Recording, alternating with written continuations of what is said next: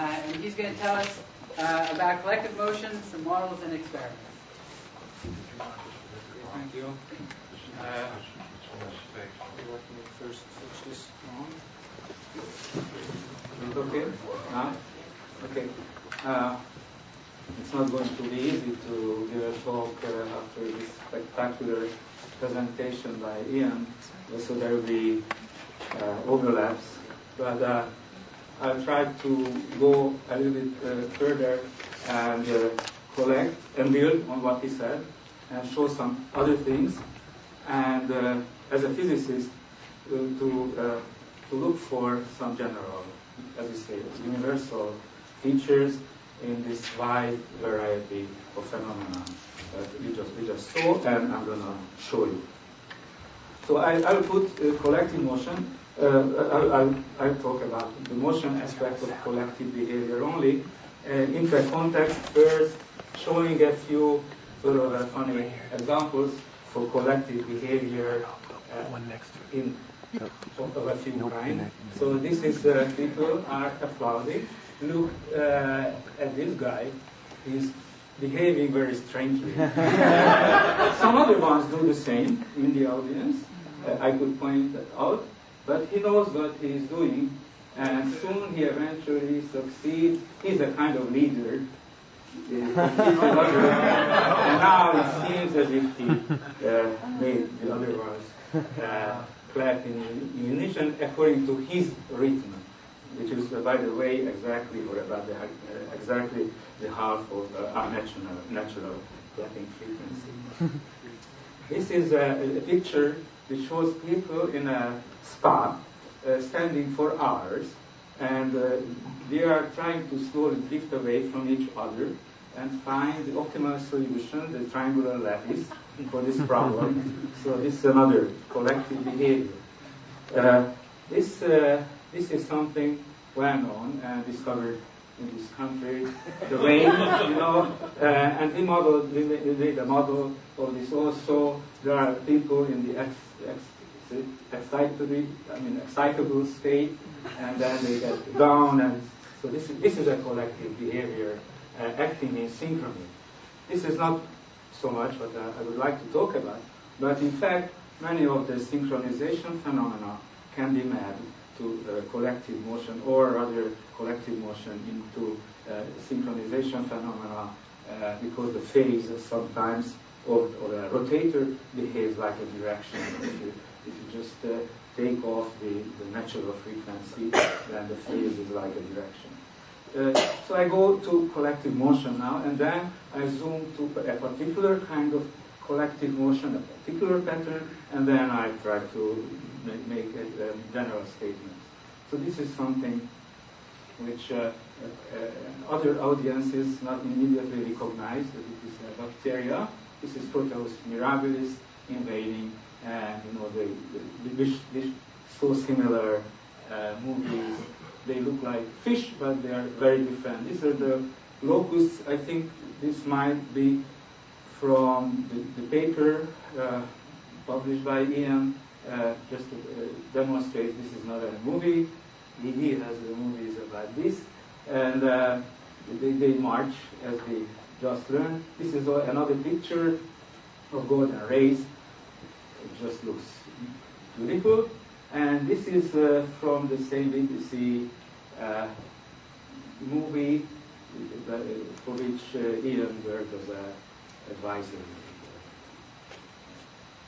So this is all sorts of collective motion patterns.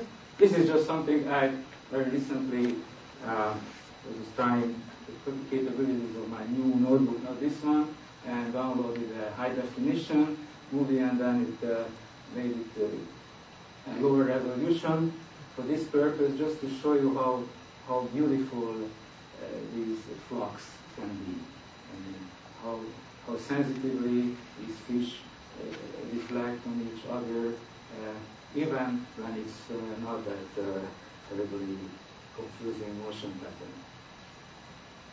Okay, I'll show you more examples, just to raise the appetite, because then I'll become a little bit drier.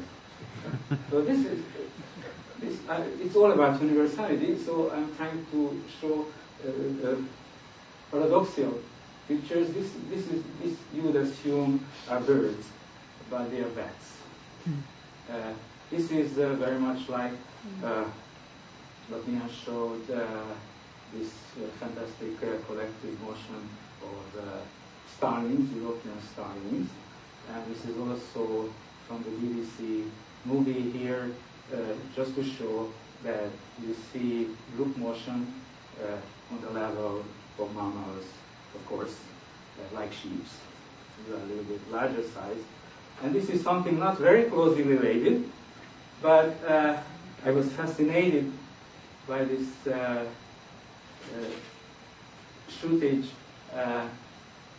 I was watching Animal Planet and somehow. So I guess at least no one knows what this could be. These are tens of millions of bats followed by radar, and they are emerging from caves in Mexico. And this is the size scale is not very well seen, but it's many tens of miles, many tens of it. They cover a part of a whole state. And it's a collective motion behavior, because at some point they move together towards another flock of the same size, which is moth caterpillar. I don't know how to pronounce very well, but this is what these are examples then on collective motion. And this is part of my introductory regular talk, so I just very quickly show you that, of course, as we know, physicists also can produce these interesting motion patterns. As soon as you animate something, it starts to behave like an animal. And so here, and interestingly, I will come back to this system which was discussed during yesterday morning. You see something else. I would call this jamming. This is a nice simulation by them about this. This is just a still picture by Chate et al. About pneumatic, elongated particles producing some sort of coherence. So there are all sorts of patterns. And now I'm briefly talking about a single pattern. And it's, so there are various patterns, and I would like to say that all of them are universal in the sense that they occur from bacteria up to people, or I would say up to robots, if it's up to. And and now to make this point, I zoom on one pattern, kind of pattern, and it's the one that was also showed by Ian, and it's the circular motion of all sorts of animals in a closed area. This is fire ants, so we also have ants here, related to the first talk this morning. These are the locusts of the cuisine and collaborators, and these are our bacteria from 1996. So we will zoom now. This is a bacteria colony, and at that point we were more interested in the fractality. Fractals were the big thing. But then I noticed that this is something important, something interesting is going on here, and we sort of zoom on that spot, and in that spot, bacteria move in circles, just like fish or locusts. And in fact, if we go up, they are in several levels of bacteria, and they move very nicely and coherently. So we go up now from bacteria. We go to amoeba. We also saw this. Amoeba are aggregating, and in the middle they are producing a rotating mound. This is the middle part, and even this, which was new to me. This is all stolen from the internet. The slug itself rotates. The slug rotates as it moves, and then the stalk also rotates. So I guess I have some more examples to show you rotational motion. These are the same beds when they emerge. Before they start to move out, they are located above the cave, and they are rotating there. These are a well-known example of people showing the same pattern. And this is a long story on its own. But as we go above, from a helicopter view, it's almost like a bacteria colony. Now, there are also attempts to teach robots to move together. And even robots, when they are given the simple rule of follow each other. It's not so easy. Robots are less, it's really a tough thing to teach them. This is the lost sheep. This is very recent. This is 1 year old. This is the state of the art. And we plan to work on this. So now some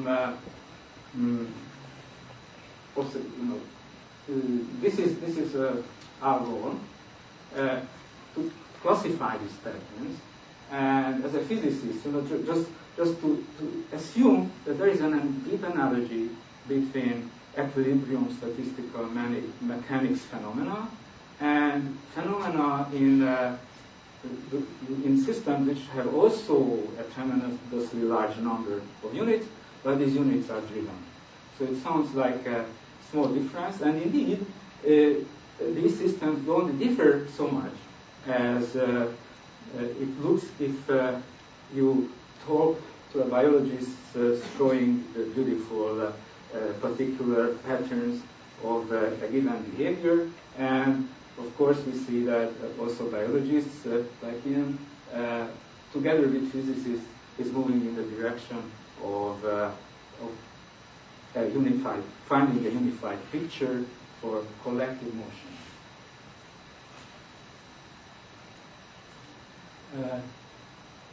This is a very short historical background that we understand these behaviors through modeling, of course. Everything in our mind is a model of reality. Anyway, so these are the simplest, the first attempt, which really grabbed attention, was by Craig Reynolds in 1987, and he already was obtaining very nice flocks. They were mostly flocks of starships, because he worked for the Hollywood and got a huge prize for his activity, because he was able to use those rules, the kind of rules Ian mentioned about repulsion and attraction, to produce extremely realistic starship flocks. Now, in 1995, we had the idea that these models could be made simpler, and also noise should be added, because otherwise you get a deterministic system of a couple of units which is oscillating and it's a chaotic in the sense that it has a specific randomness instead of the true randomness. But I will return to the randomness question. And there are many recent models as the topic is becoming more and more popular, and with all sorts of controversies and new results. And I would like, at this part, I usually mention that there are only a few pure theoretical results in this field. And I'm not going to present a theoretical result, rather a concept or a picture of these phenomena. But there is a network related to mean field calculation showing the nature of the phase transition in self-propelled particles models, and they show when it is first and when it is second order. This was also an amazing, a nice study, very recent, when they find, this is one of the most important perhaps papers supporting my point, that they find the kind of finite size scaling and the kind of hyperscaling relationship between exponents, critical exponents, for transitions in simple models, what you would see in an equilibrium statistical mechanics situation. And also, I very highly appreciated recently the organizers here were able to handle in an exact manner self-propelled rods, system of self-propelled rods, and also drew the attention of the specific nature of the boundary conditions.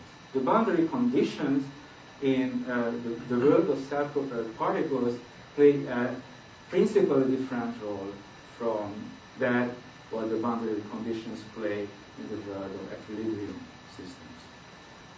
This is on one hand almost trivial, this is your insight, but we still don't know the best ways to handle this. I will show you one example for that.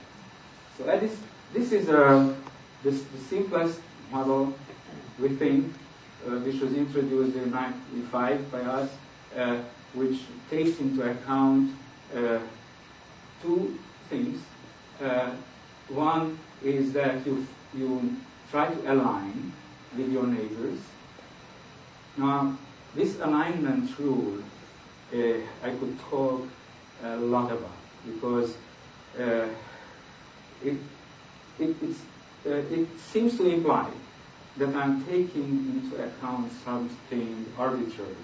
I just assume it's an assumption of the model, but I could show you zillions of examples where the interaction, even if it doesn't look like an alignment rule, it is an effective alignment rule. I will get to that. So there is an alignment rule that what makes them move together, and there is noise. And the noise is also a long story. It can be, you can have a completely deterministic system. In a simulation, for example, of little perfect spheres. It is completely deterministic.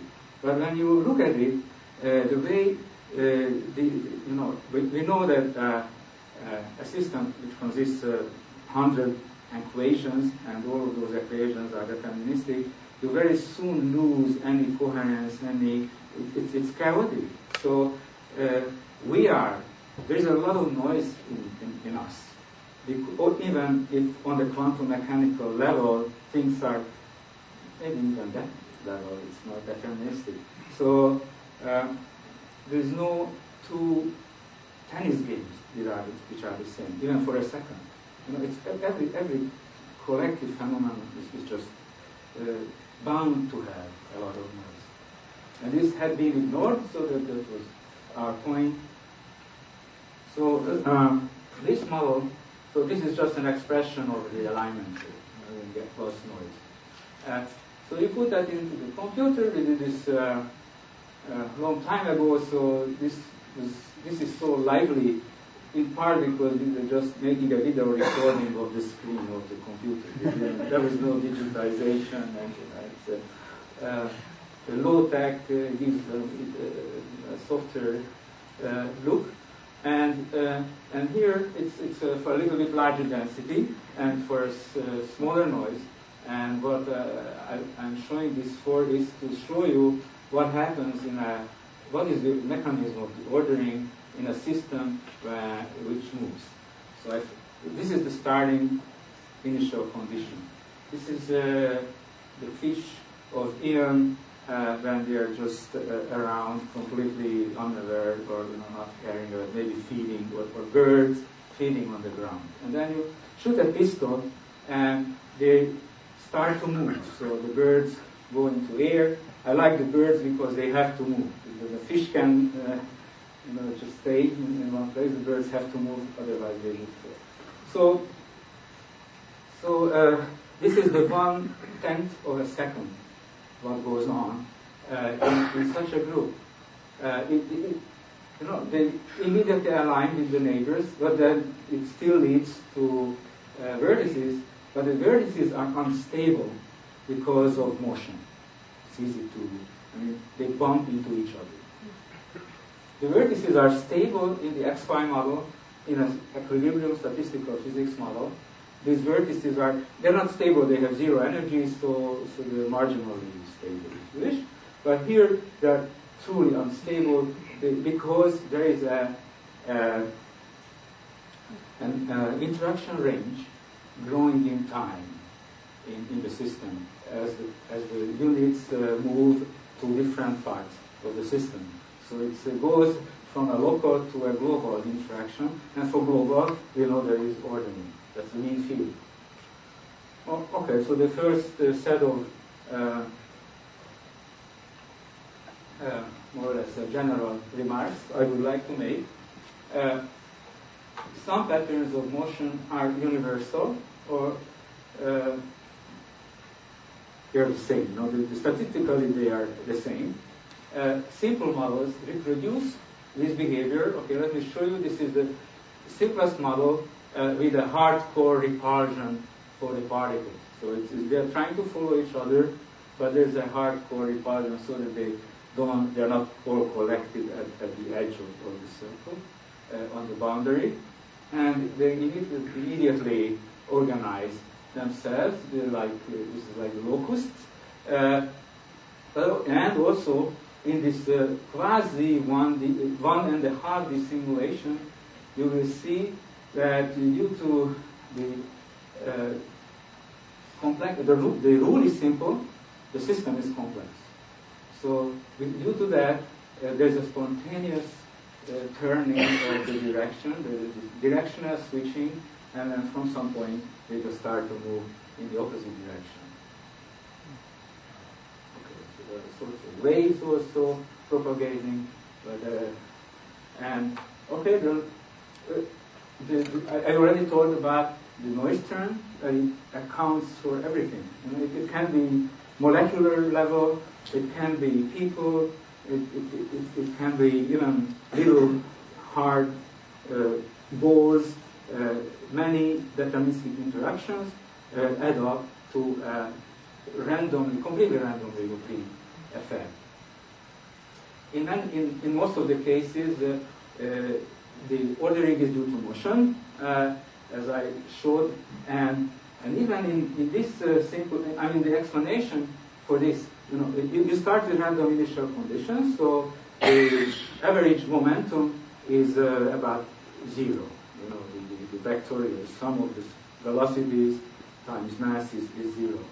The kinetic energy is the same all the time because you drive each particle with the same velocity. So that's one thing. But the momentum changes during collisions. For an equilibrium collision, you would have that this would be the resulting momentum for an equilibrium collision. But with our interaction and our simple rules, they will move towards, they will move in a direction which is closer to what when they encounter each other, and they also have to move with this velocity, so the total momentum is much larger. So each collision increases momentum, and if this wins somehow, this is in a way bound to win. So you end up with a system which has a growing total momentum, and at the end, it just moves in a single direction. Okay, this is I touched on this extremely briefly, although it took a long time. You can do a careful analysis of the transition as a function of the noise parameter. It's a bit complicated, but it just wants to show that there is a shift for low temperatures, low noise level. You increase the noise level, and the order parameter goes to a different value. So there's a phase transition somewhere here, And because this is a one-hung density distribution for the order parameter that signals that this is a second order phase transition. There was some debate about this in the literature, which something is still open, but we thought we proved in this way that the transition is first order, second order. Sorry. Now, just a few visualizations of. Okay, this is a large visualization, and my computer is small and slow, and it doesn't even show up. Okay. So these are, each of these are look like birds. So this is the 3D simulation of that trivial model. But the particles are made of look like birds. And it is very realistic. Okay, so I'll show you some more. I'll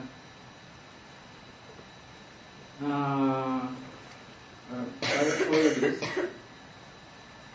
I usually show other ones if there is more time. And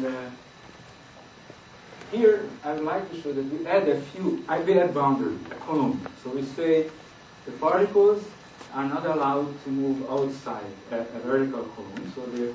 But they also like to be formed. And now this is the visualization. We are searching for a complex shape in the simulation with this visualization tool. And you see that we are not there.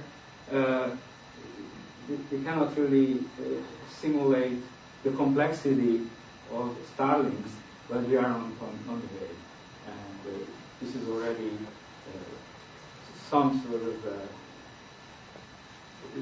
somewhat closer than the simplest model, without doing much more extra. It's just that the boundary conditions are there. Now, this is just for fun. We are sitting on the back of this bird. The camera is really attached to the back in the simulation. So we join the flock, and then there is another flock, a larger one, flocking, coming by like this, and so this flock joins it, and that's why this strange change in motion. Okay.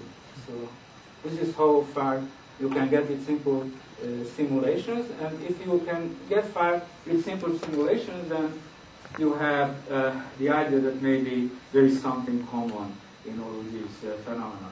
Here, I also connect to the talk by Ian, where he was talking about a not much understood situation when I always say particles, but birds or fish move in a very incoherent fashion, but they are together.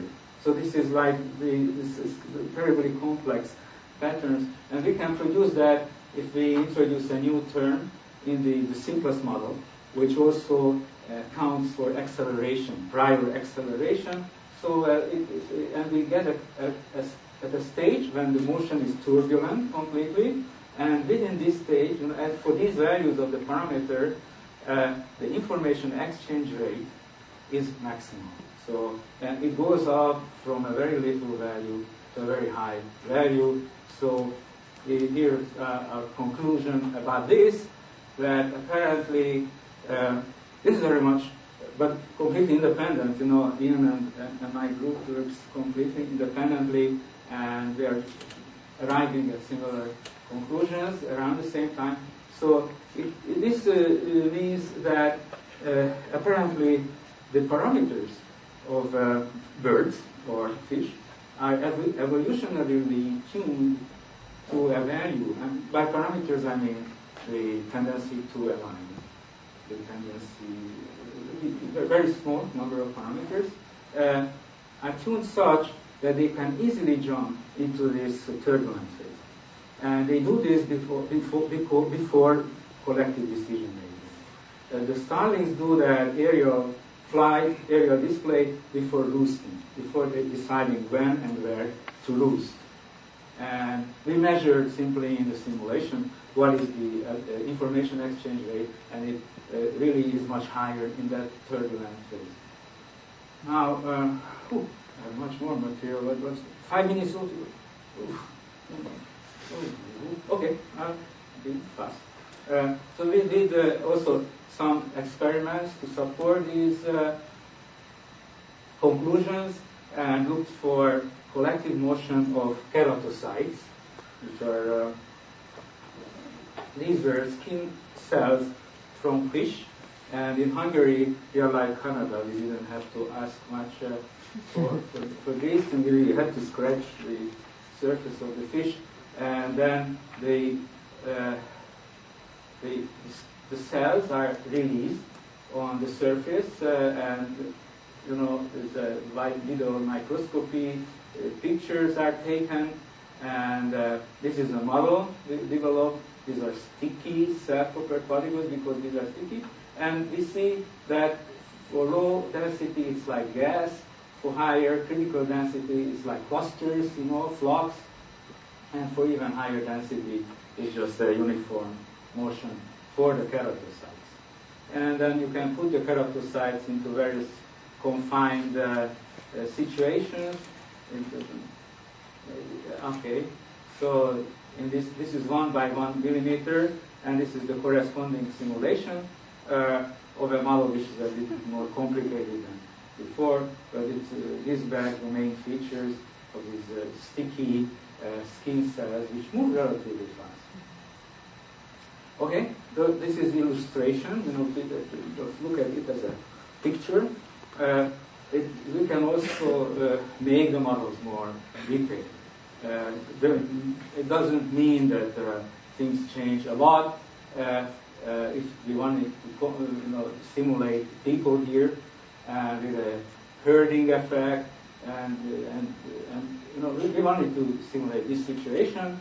You had a large room, 5 doors, and everyone is trying to escape. This is a panic simulation, and the pressure is shown with a color-coded, and the particles move back and forth if they feel that they are not patient. So if they cannot move ahead, they switch doors, and it's amazing that there's this extremely simple rule makes the whole system very self-organized, and they leave the arena in about the same time.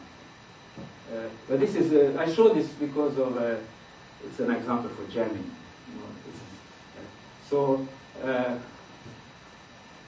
we have seen that our systems are made of units which interact through intellectual, learned, programmed, physical, chemical, extremely simple interactions.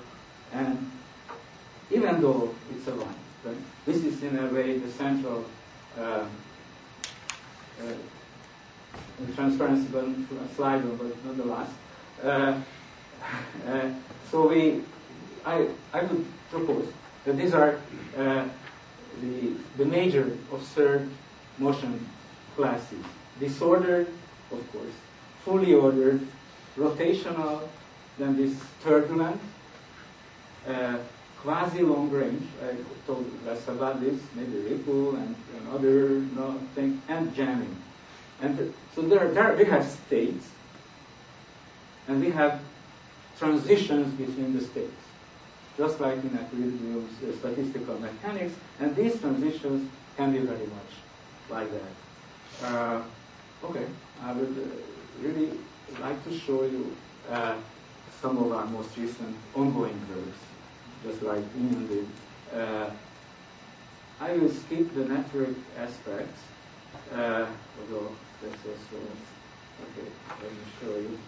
But in a simulation, you can, it's a bit, it's not so easy to identify the separate flocks so that they were really denser regions, and then they move back and forth. This is a half open, half closed boundary, because if they push one side of it, it can glide. So it's a very special boundary condition we put out for, okay, you see the point.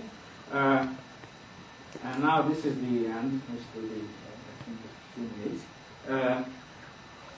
We are doing what exactly what Liam said, that this is the ultimate goal of today.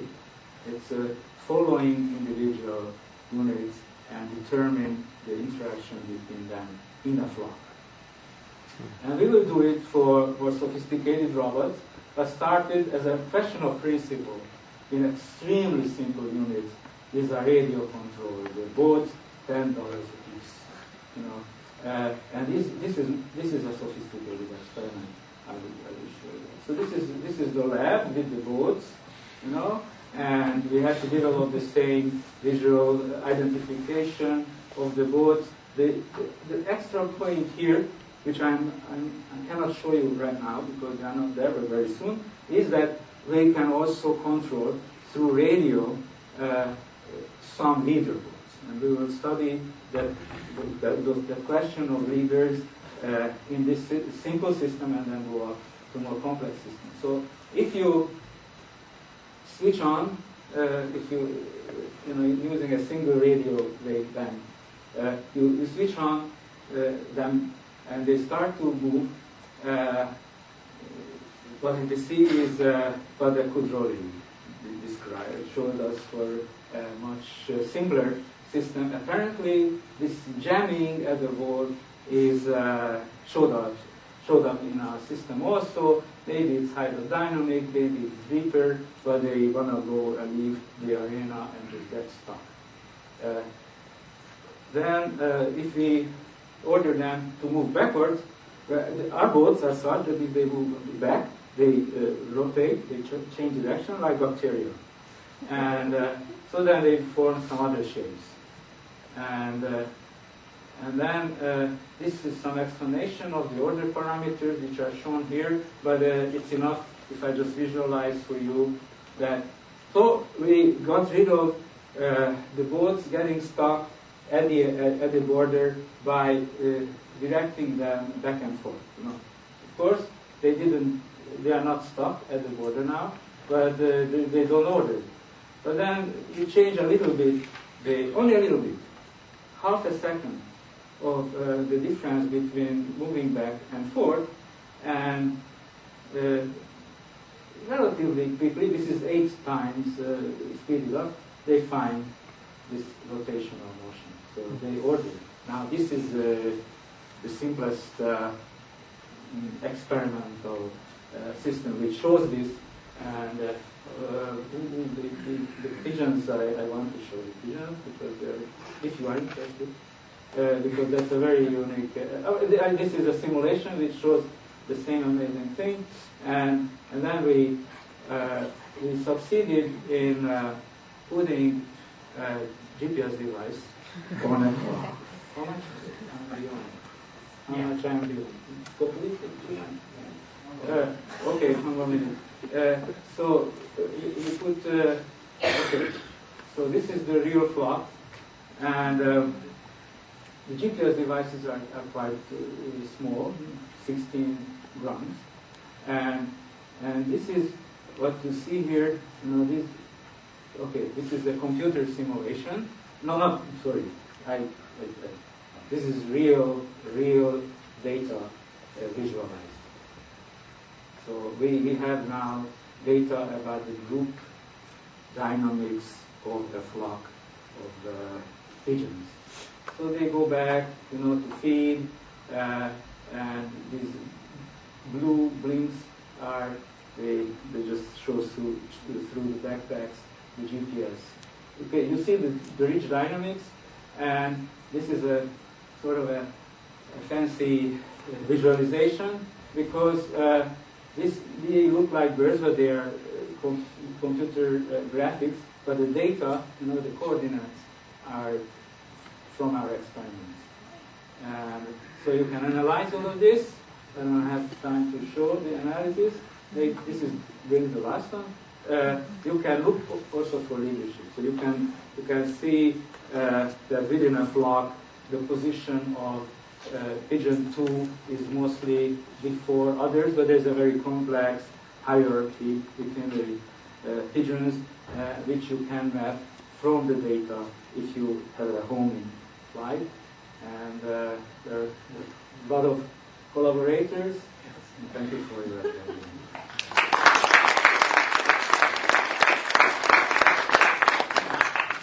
Okay, can Vishwashar come and set up his laptop while we take questions? Questions? Yeah, please. So the SPP model doesn't conserve momentum, correct? And so I'm curious about situations where you don't have a substrate, you're a low Reynolds number, when you don't have anything to push off of. What do you do? What do you think about in that case for active particles? No, you can keep it in mind. So if the Reynolds number is low, the bacteria can move and they can do the same thing, and the total momentum can increase. They push somehow back the fluid. Yes. So there's no situation where that you're worried about where this non-concentration of momentum should be possible? This is the sort of sample per particles or driven systems or collectively moving systems is the science of non-conserved momentum. So we don't.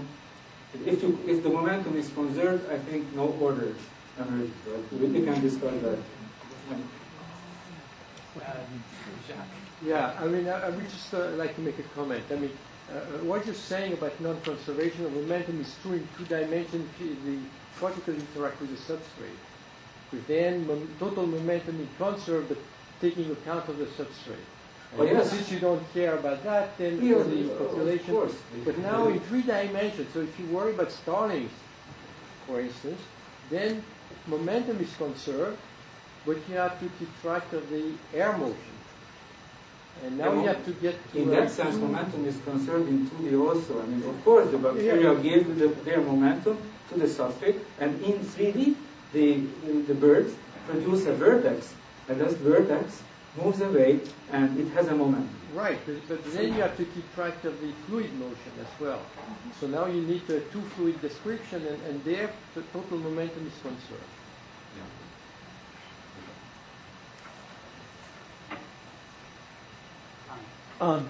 In the case of the keratocytes and say other tissue cells, I mean, we never think of momentum as an issue, or inertia for that matter. I mean, I understand the model does well to describe the transition and so forth, but I mean, are we supposed to think of that as an effective interaction and not really collisions? I mean, it seems to, because you speed the movies up, right? Keratocytes are fast, but they're not that fast. Yeah. So, what would you say about modeling tissues and things like this? Yeah, you have to, yes, the momentum or the mass, inertia does not play a role. But then if you are a careful physicist, you have to see where it is and how it is lost and why it doesn't have to be taken into account, and how you can treat, how you can use the Newton's equations of motion without acceleration. Right.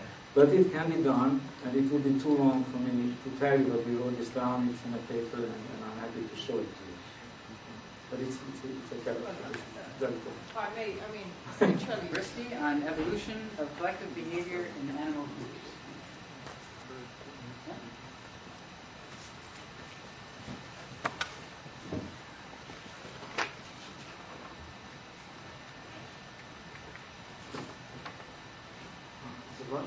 Yeah. Thank you very much. Finally, this was almost for last 2 times. Every time I come here on the to present, something happens to this laptop. Okay. Thanks again. So I'm going to talk about evolution of collective migration. This work has been done in Ian Cushin's lab at Princeton University, Colin, he was a visiting graduate student from University of College Dublin. So we have seen, we have had a very good introduction to collective systems. I don't have to really repeat any of this. We have seen some of these pictures. These patterns occur due to repeated local interactions among individuals who constitute these large scale systems. And these behaviors are a result of millions of years of fine-tuning by evolutionary forces in terms of natural selection, adaptation, and mutations. So one can ask questions, why did natural selection, why did nature choose collective behavior? If you think from an engineer's perspective, one would usually want to optimize a collection, a group of robots, for example, to have an optimal behavior. On the other hand, evolution doesn't have any such designs. It's interested only in that single individual, and whoever does the best gets chosen as who passes on his genes to the next generations. So under those conditions, the question of interest would be, how is that the natural selection which acts at the level of an individual leads to some of these local rules, which in turn leads to these large, very cooperatively appearing patterns and at much higher levels of organizations. So with this broad question in mind, we will look at the system of collective migration. Migration at axis can happen because there are individuals who are trying to climb up certain gradients. These gradients can be resource gradients. We have seen an example yesterday in the talk, and then we have also seen animal migration examples in Ian's talk. And those individuals who can perform those kind of gradient detection and climb those gradients, we can call them informed. I'm calling them informed just using Ian's terminology of informed individuals or leaders, and there are other set of individuals who do not know what to do. They're uninformed or they're naive. So this paper in Nature showed that if you have a large group, all you need is a very small subset of your whole system who need to know how to measure these gradients, or who need to have the right information. If the rest just stick with the crowd, the whole group tends to have high accuracy. Now, we can try to think of this question in an evolutionary context. If we have this large group with blue guys representing those who can do certain gradient detection mechanisms, and the green ones who are naive, who just follows the nearby individuals, the group as a whole reaches the right target. Probably it's a foraging patch or a mating ground, and in the end, everybody in the group gets nearly equal benefits. On the other hand, those guys who did this task of gradient climbing, they have probably invested some sort of energy for having that cognitive machinery, or they're risking their lives by not being able to pay attention to the predators who might attack them, and so on. So if we assume that there is a cost involved in such a task of gradient climbing, gradient detection and climbing, those guys who are following are actually paying a lesser cost but getting nearly the same benefits. So the question that one can ask is, what would evolution lead to? Are these green guys like these cancerous cells we saw yesterday who take over the whole population, and in the end you're left with no guy who could do the gradient climbing, and you're left with basically individuals who are just sticking around? Or how would natural selection balance the task of doing a migration versus these guys who can cheat and grow the cancerous cells? So with that motivation, I'll introduce a very simple model based on Nature paper by Ian, where individuals have certain phenotypes that they can evolve. So the phenotypes can be one of sociality. The sociality comes from the fact that individuals don't want to go too close to each other. They repel if they are very close. On the other hand, they have this zone of orientation and attraction where they try to go towards other individuals, and they try to align themselves with other individuals within that local region. On the other hand, there can be certain individuals who have these capabilities. In fact, everyone can have this. We don't know what proportion of the population is going to have this. We will let the evolution choose what it wants to choose. So individuals can also have this phenotype, which is a gradient detection ability or degree of informedness. This parameter omega g here determines how accurately one determines the gradient. If I choose the x-axis to be the right gradient to climb, higher the value of omega g, more accurately does one measure the gradient. And we can describe this theta, which is a deviation from the right direction, through some simple Einstein-Oriented kind of process. One can also introduce spatially temporally correlated noise. We have done both kind of scenarios in the system. And then once you have determined your social direction and you have determined the desired direction that you want to go, you weight them in a vectorial fashion using this sociality vector.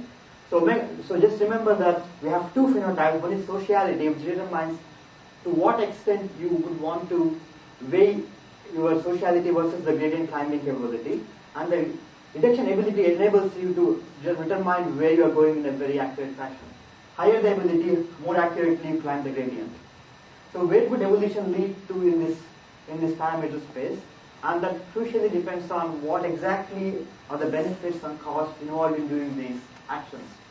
So as these individuals move around, I assume that if they're climbing in the right direction, they get a benefit which is proportional to the distance they travel in the right direction.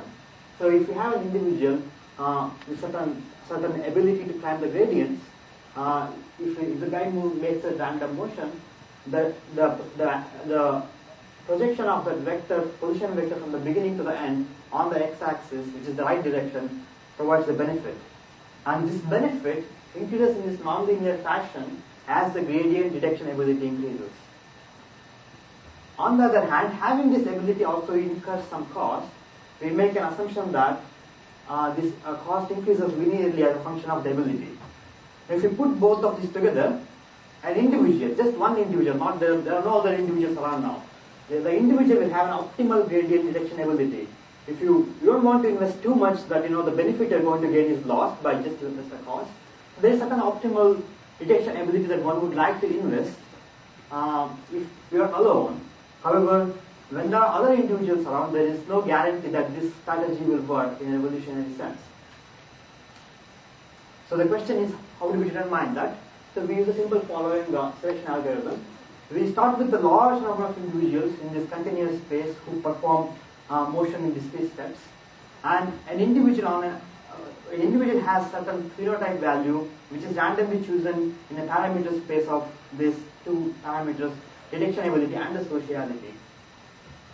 And then they move according to the rules, equations of motion for over one generation, which is substantially long, that each phenotype obtains certain equilibrium value of the fitness.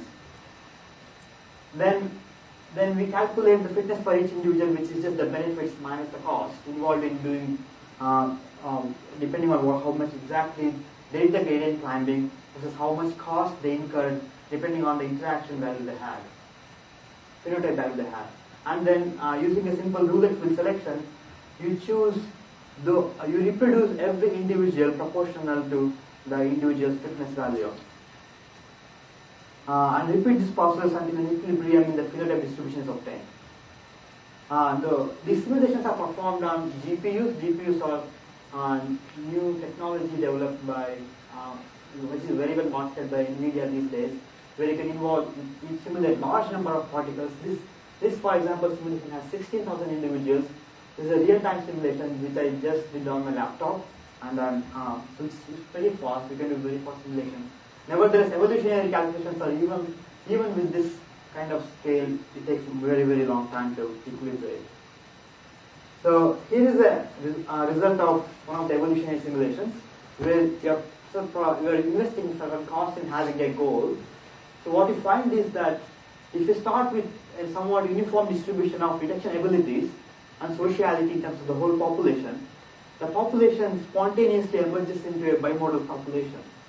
One population having which is a relatively high gradient detection ability but low sociality. Those guys don't want to be with others, they just want to keep climbing the gradient. On the other hand, there are guys who have basically almost nearly zero value of detection ability, but they are just sticking around with others. They have high sociality, they want to follow others who are trying to climb the gradient. So this population spontaneously emerges into a mixture strategy who coexist, and in fact, if you start with one population, it spontaneously breaks into the other, which as I will show you in the next simulation. And of course, this evolved strategy, one might ask, what exactly is this evolved strategy doing?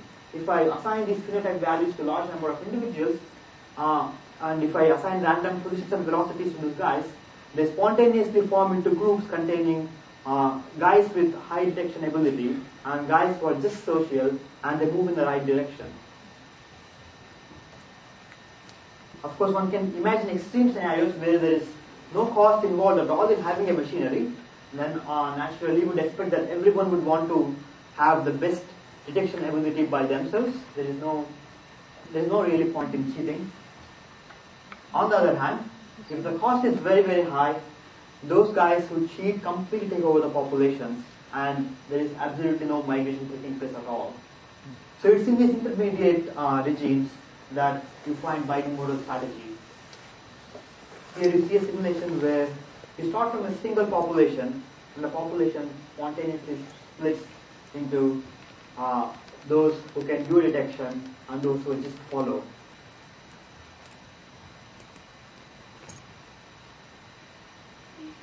Yeah?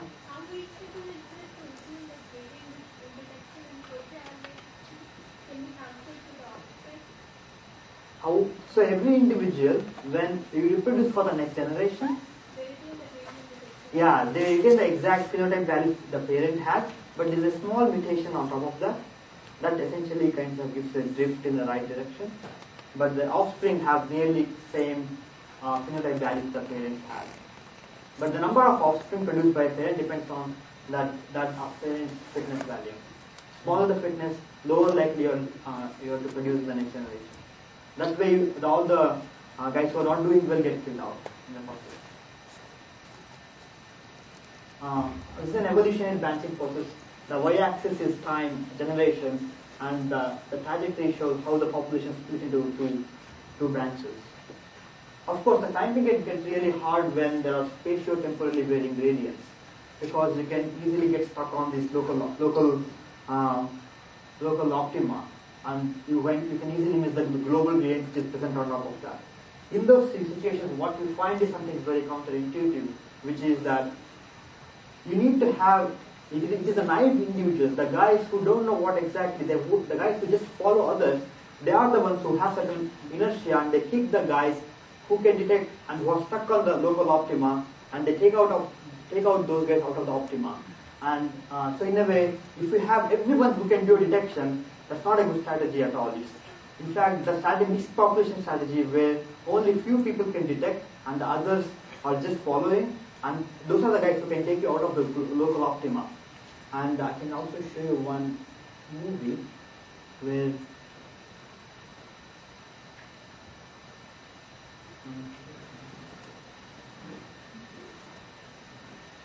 it's not showing up for this, I don't know.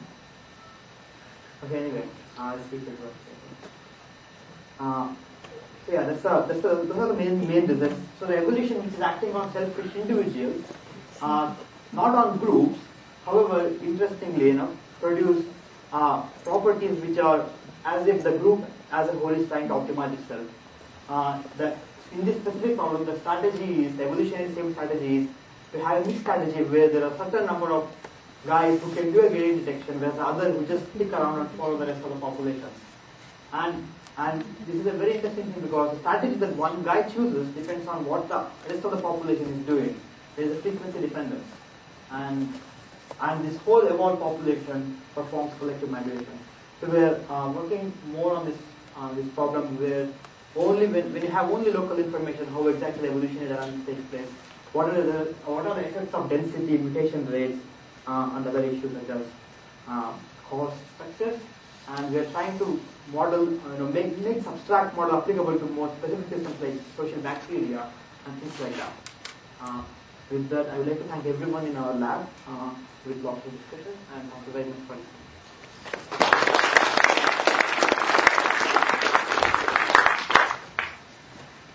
If Fernando's here, can you do your laptop? Any questions?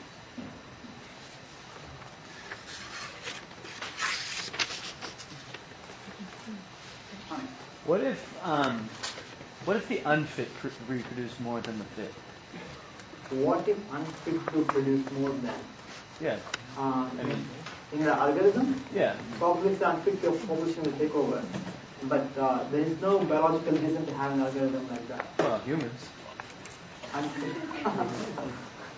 Well, fitness here is defined as a reproductive probability. So I was just wondering, like, if that's usually, yeah. you know. And obviously they will take over. I mean, whoever reproduces most takes over. But usually, the way selection algorithms work is those guys with higher fitness values are more likely to reproduce in the next generation. That's the definition of fitness, actually. That's the way fitness is defined. Right. So your definition of evolution is that, or fitness is that whoever can find the food or go in the right direction. Exactly. So isn't that very far away from the reality? Or Well, not necessarily. I mean, I don't know.